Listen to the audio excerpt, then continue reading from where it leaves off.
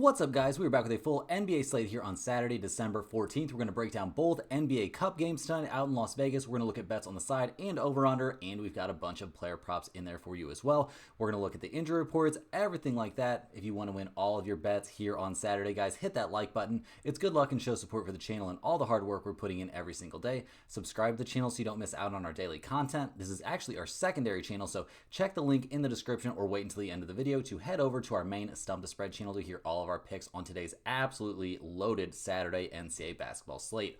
All of our videos are sponsored by StumpTheSpread.com. We have a team of experienced cappers over there for every major sport, currently covering NFL, NBA, NCAA football, UFC, NHL, and NCAA basketball. This is one of the best times of the year to be in the mix with so many sports going on. Click the link in the description if you're interested in signing up, and also to join our free email list to get the occasional free or premium pick straight to your inbox. Comment below with any bets you're looking at today, and we will give you our best advice on all of them. We are committed to responding to every single comment every day, so let us know anything you want to say about my picks, these videos, or anything you see here. As always, our favorite picks will be in the pinned comment down below. Now let's get into our first game of the day. We got the Atlanta Hawks taking on the Milwaukee Bucks. The Hawks made it here, guys, thanks to a 108-100 win there over the New York Knicks. Honestly, that game wasn't even that close. It's kind of disingenuous. Atlanta took a commanding lead there in the third quarter, outscoring the Knicks 34-18 in the third quarter and cruised to the win pretty much. I mean, a dominant performance by Atlanta, who's been one of the hottest teams in the NBA over the last, 10 to 15-ish games. They've really turned some sort of corner there, and things are just clicking. We saw Trae Young not lead the team in scoring, but he had 22 points, 11 assists, 5 rebounds. He only turned the ball over 3 times. He was a +6, and his 2 of 8 shooting night from three-point range did not really throw the team off kilter, guys. We saw DeAndre Hunter continue to look like an absolute monster. 24 points, 4 of 5 from 3, 8 of 15 from the field. In his 29 minutes, he was an absolute killer out there, +10. Bogdanovic, only 1 of 7 from 3. Not the best shooting night for him, and honestly, not the best shooting night from the Hawks overall. They still managed to win this game comfortably despite shooting 9 of 31 from three-point range. That's only 29%. They also only shot 13 of 20 from the free throw line. That's only 65%. They won in large part because they dominated the boards 58-49. They played amazing defense. Dyson Daniels out there, 9 points. He was a -2, but guys, he was not a -2 in my book. He absolutely took Jalen Brunson offline. He only had 14 points in the game. It was just a great defensive effort up and down there from the Hawks. The Knicks seemed like they weren't really prepared for the physicality that was going to be allowed here in these Cup games, and they officiate these games pretty much like playoff games. So yeah, great stuff there from the Hawks. They played amazing, threw everybody on the Knicks off, only allowed New York to shoot 26.2% from three-point range. Not all of that credit maybe goes to the Hawks. The Knicks were missing some shots, but it was just a great game. We saw Karl-Anthony Towns have his typical freak out that he always tends to have in these high pressure situations. He fouled out of the game there. 37 minutes played still, but yeah, that's not as many as he would have gotten. Just not a great day out there for the Knicks, but a very good one there for the young Hawks, who just continue to play very well. So we'll see if they can keep things rolling here. I don't think there's any major injury concerns, really. I mean, we see guys on the injury report, but these dudes are not missing this game, guys. I mean, that's just not going to be happening. We see Trae Young on there. He's going to play. He's battling his way through a sore Achilles. Hunter, guys, he's probable. He's going to be out there with knee issue, whatever. He's going to play. Jalen Johnson, he's questionable. With a right ankle sprain. Bro's going to play. There's no way he misses out on this game. He played amazing as well. So I'm not even really expecting him to be limited. And Bogdanovic, he's probable. With that bruised quadricep. Yeah, you're not going to let a bruised quadricep keep you out of an NBA Cup game. So expecting the Hawks to effectively be at full strength for this game. No big injury concerns from me. We'll see what they can do here as they take on the Milwaukee Bucks, who they made their way here thanks to a very close win over the Orlando Magic. They eventually won 114-109 in a game where Orlando was decimated with injuries. No Paolo Banchero still, obviously, and no Franz Wagner now, as he continues to deal with also a torn oblique. So terrible injury luck there for the Magic. They kept things very competitive, though. They jumped out to an early lead in the first quarter, and yeah, they just played a very close game. They weren't quite able to get over the top. We did see a very big night out there, predictably big night from Giannis in a big situation. He comes up with, 37 points, a +5 out there, 37 points, 7 rebounds, only 1 assist, a couple steals, 4 blocks in the game, so that's nice. But he also turned the ball over 6 times. He was kind of part of the problem in some of those, early game struggles. But Bobby Portis was a monster off the bench. 22 points from him coming off the pine. He was a +11. 11, a plus 11 also from Gary Trent Jr., and a plus 13 there from AJ Green, who had 9 points off the bench. Dame had a good night, 28 points for him, 2 of 5 from 3. He did a good job getting to the free throw line. We'll see if he can do that in this one. He also had 10 assists in the game, so very, very good stuff. Both him and Middleton were moving the ball very, very well. Middleton didn't score in his 20 minutes, though, so kind of a disturbing thing, headed down the stretch here for the Bucks. They're going to need, some scoring from what's supposed to be their third best player, so we'll see how he's working his way back from, injury, surgery on both ankles, so I'm not trying to hold the guy to an impossible standard here. I'm just saying the Bucks, if they want to get to where they want to go this season, they're going to need him to be a little bit more productive out there. But overall, definitely a nice night there for the Bucks. Got to be a little bit concerning to see Brook Lopez starting to look real old all of a sudden. 7 points, 6 rebounds, not ideal numbers there from Brook Lopez. But like I said, we'll see what he can do here. This is a different matchup, a different game.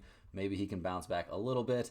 In terms of the injury report here for the Milwaukee Bucks, guys, we see Middleton, we see Giannis on there as expected, as billed, but I expect both guys to play here. Middleton officially probable, ankle injury management, he's going to play, and no doubt Giannis plays in this game, guys. Probable with right patella tendinopathy, like he has that on the injury report every single day. So yeah, we're going to see Giannis out there. We're going to see Chris Middleton. We're going to see the full strength Milwaukee Bucks. They're going to be geared up and ready to go for this game, against an Atlanta Hawks team that has been playing some really, really good basketball this season. Absolutely no doubt about it. These two teams played back on December 4th, guys, and it was a win there for the Hawks. They won that one 119-104, so kind of walking away there. It was a game where we saw Giannis play, we saw Dame play. We didn't see Chris Middleton play, but I don't think that's the biggest deal, guys. It was just a really good night out there for the Hawks. They won despite shooting the ball really, really poorly from 3. They won despite the Bucks shooting more free throws than them. They dominated the boards in that game. It was a big night out there for Jalen Johnson. It was a big night, which seems like every night's a big night now for DeAndre Hunter. So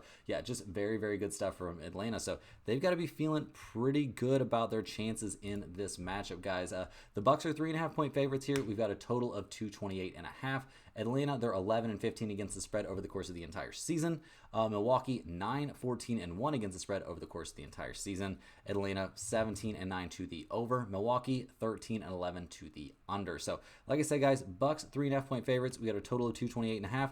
I like the Atlanta Hawks getting 3.5 points in this spot. Milwaukee's been playing better lately. Don't get me wrong, but the fact that they've already lost in this matchup earlier this season and not that long ago. And yeah, I just don't fully trust this roster. I think Dame could be in for a really bad night. I don't think you can really slow down Giannis too much, but Giannis could go off for 50 points, and I could see them losing this game by 10. So I definitely think the value in this game is the Hawks and the points. So the far hotter team, they're playing with a lot of confidence right now, and they've shown that they have what it takes to beat this Milwaukee team already this season. So definitely give me the Hawks in this one in terms of that total of 228.5. We did see, fairly high scoring stuff, from this Hawks team in the regular season, but a 108-100 game against the Knicks in the opening round definitely makes you think a little bit. And then, in the Hawks game, we saw a 114-109 game. So yeah, that's not a super high scoring game either. Give me a little bit of a look at the under here. With more physical play, I think we see a slightly lower total here in these NBA Cup games than we would normally expect. But now that we looked at the side and the over-under, guys, let's jump into some player props really quick. First of all, I like Jalen Johnson here over 18.5 points at -115. Bro is absolutely cooking out there. I don't think that's going to stop against a defensively challenged Milwaukee Bucks team. I'm expecting good stuff from him once again in this game. And why would we think that all of a sudden he's going to not play well? Like, that seems kind of absurd to me. I liked what we've seen, and the last time he played in this matchup, he scored 23 points. So expecting him to get over that number. I also think we will see Capella have a good night out there. He cashed his over in his rebounding prop for us last time, and the last time he faced the Bucks, he had 17 rebounds. Capella's over/under on rebounds is 9.5 in this one. I love the over on his rebounds in this spot. I think he's in for a very, very good night. Even if he plays limited minutes, guys, he had 17 rebounds in 24 minutes the last time these two teams played. So expecting good things from Capella. I'm also expecting good things from Dyson Daniels. The last time these two teams played, he only had 2 rebounds, but he had 7 boards against the Knicks. His over-under is 5.5. I like the over 5.5 rebounds for him, also at plus 115. He's going to play plenty of minutes. He's going to be guarding somebody maybe like Dame, so he could be pulled away from the basket a little bit, but I do think we see Dyson Daniels get to 6 rebounds in this one.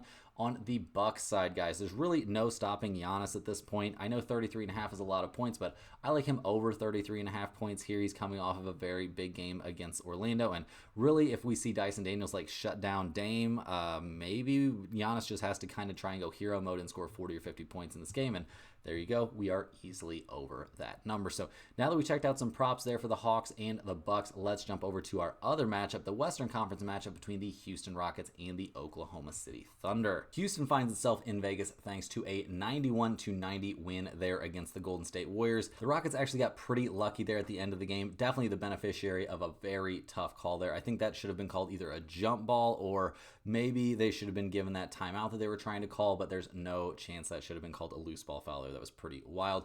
Big game there from Sengun. He was having a rough time down the stretch dealing with Draymond Green, but at the end of the day, he comes up with 26 points, 11 boards, and 5 assists. He also had 3 steals mixed in there, so a very good night for Sengun. He was a -4, though. You might want to take that into consideration. But, yeah, Jalen Green, only 5 of 15, 0 of 4 from 3. Not a good shooting night, really, from either team, especially not the Rockets, guys. 22% from 3, so not a great game out there. Not a great game by any stretch, but they come away with the messy win, and, hey, that's all it takes. You survive, you advance. These single elimination tournaments are extremely exciting and really, really cool. Jabari Smith Jr. played great, shot the ball really, really well. 6 of 11 from the field, 3 of 8 from 3. They desperately needed him to make some shots, and he was able to come up with it when they needed it. So good stuff there. Overall, got to feel pretty nice about getting the win. I mean, Amin Thompson coming off the bench, playing great. 10 points from him, 5 of 7 from the field. He also had 6 boards and 3 assists and a couple of blocks. So, yeah, Houston playing really, really well. No doubt about that. They get the win there. They survive and advance. They come into this game looking very healthy. Dylan Brooks on the injury report. Honestly, I don't even care that much about him.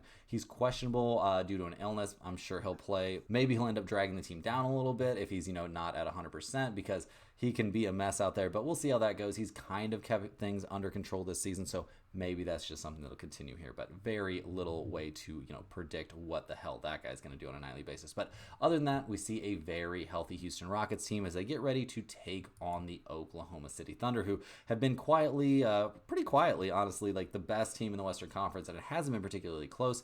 They got the 118-104 win over the Dallas Mavericks here to make it to this game. And yeah, that was just a clinic there. SGA played amazing, a plus 22. Like, this dude needs to be getting way more MVP consideration. I know the numbers that Jokic is putting up are insane. The Nuggets aren't very good, so maybe that gets him a little bit knocked down a peg, and we see SGA, because this is probably going to be the best team in the Western Conference, and it's probably going to be by a sizable margin, but we'll see what happens down the stretch.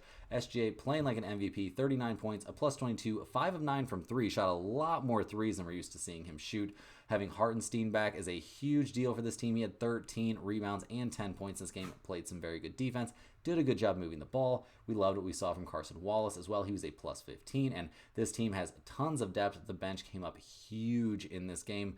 Big stuff there from Kynrich Williams, a plus 11 there from Isaiah Joe, and as a team, we saw the Thunder shoot 20 of 50 from three-point range. That's some easy math. That is 40%, guys. So loving what we're seeing from the Thunder. Jalen Williams did struggle, and it continues to be a trend of him struggling in these high-pressure situations. So maybe that's a concern. That's something we're going to be looking at in the player props, but overall, very happy with what we saw from the Oklahoma City Thunder in that game. In terms of their injury report, guys, the Thunder come into this one obviously looking pretty healthy. No injury concerns at all. Obviously, we're not going to see Chet Holmgren back. That's the biggest deal, but how crazy is it that this team has been this freaking good, and their second best player has been out?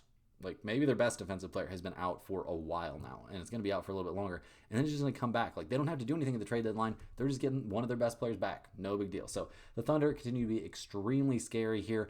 Looking at how these teams have done against each other this season, we saw the Thunder get the 126-107 win there back on November 8th. So that was a long time ago, obviously. The last time they faced each other was on December 1st, and the Rockets actually managed to get a 119-116 win there. It was a home game there for the Rockets.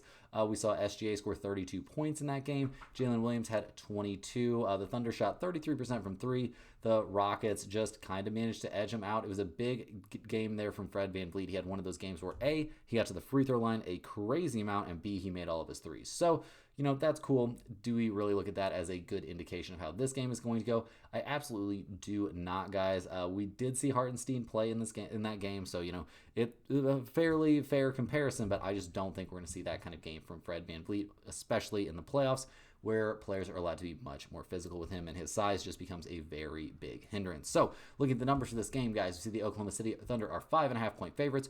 We've got a total of 213.5. Houston 16-9 against the spread. They are 12-1 to the over/under. Oklahoma City 15-9 against the spread. They are 13-11 to the under. Guys, I'm not too interested in that total of 213.5. If you're forcing me for a lean on that, give me the over. But I really do like the Oklahoma City Thunder here at -5.5. I think they're a far better, far more complete team. I think the defense that they're going to be allowed to play here in these playoff-like games is going to make a huge, huge difference. Give me the Thunder here to absolutely stifle the Rockets and win this game easily by 6 points. I could see them comfortably winning this one by, maybe close to 10. Like, I think this one could get kind of ugly. I could be wrong. It could be a slightly closer game, but even if it's a little bit closer, I think the Thunder find the way to win this one by at least 6 points the vast, vast majority of the time. So now, guys, let's hop over and look at some player props. First up, a -1 on the Thunder, guys. I think Jalen Williams under 21.5 points at -105 is very, very live. He had 18 points against the Mavs. He didn't play particularly well. I just don't necessarily see him playing much better here against the Rockets. Getting to 22 points from him could be a little bit of a struggle, especially, in a much more physical, game here. And with SGA absolutely cooking, he probably shouldn't be trying to take up a ton of shots. So definitely give me Jalen Williams here under 21.5 points. On the Rockets side, guys, I think Sengun is going to have a much tougher time in this matchup than he had, against the Warriors. I like him under 30.5 points plus rebounds at -115. I think Hartenstein's going to do a good job guarding him. I think there's some other guys on that Thunder roster that, aren't quite as big, but definitely can do some stuff to make life a little bit tougher from Sengun. And I also think they're not going to let him operate the way he's going to want to operate. Like, there are dudes flying around on that Thunder defense. They will pick his pocket. If you can find some over/under props on his turnover numbers, I would probably like the over on those as well, because I think they're going to make Sengun have a pretty rough night out there. And yeah, -115, not a terrible price. I also like SGA, guys, over 2.5 3-pointers made at +120. He absolutely shot the lights out, in their last game against the Mavs. I think we see more of the same in this one, and making 3 threes in this game, not going to be too tough for him. He's shooting the ball really, really well, and I think that is just something that's going to continue. And at +120, that's a very, very good price. And last but not least here, guys, I like Jalen Green under 17.5 points there for the Rockets at -120. The defense that this Thunder team can play is absolutely insane. We saw Green struggle a little bit against the Mavs, and yeah, his shot isn't looking particularly good right now. I mean, in the game against the Mavs, against the Warriors, he just did not have a good time, guys. What did he end up shooting? Something like, 0-4 from 3, 5 of 15 there from the field for 12 points. I think it's going to be even worse for him in this one. So getting under 17.5 points, very, very live. And -120, not a price that I mind paying.